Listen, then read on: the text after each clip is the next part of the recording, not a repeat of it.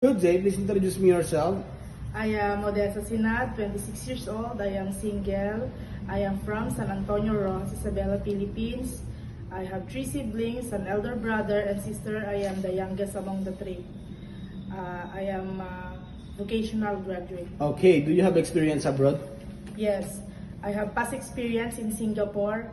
I serve 1 couple and 1 children. I do laundry, cleaning, ironing, car washing, and taking care of the children. Okay. In your previous employer, how would you take care of the children, especially when sick? I check the temperature and I secured the health and I will call the employer. Okay, how would you describe yourself?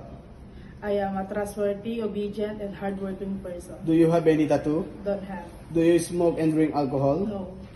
Do you have surgery or serious sickness before? No. Okay, so why do you want to work abroad? I want to earn money for my family and to my future.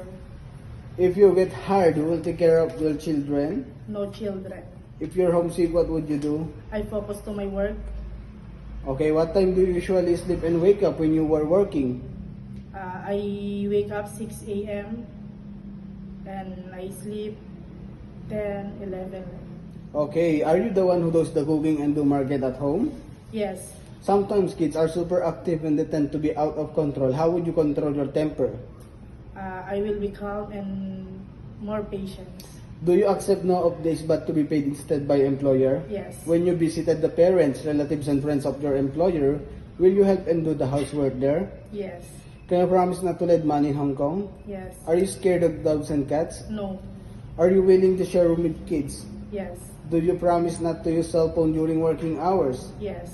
Do you promise to finish your contract? Yes. Can you cook Chinese foods? Yes.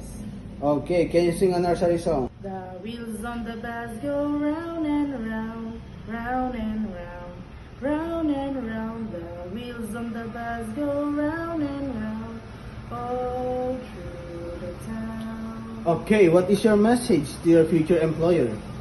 To my future employer, if you select me, I am a trustworthy, honest, and responsible person. I promise to serve your family with all my best. Thank you.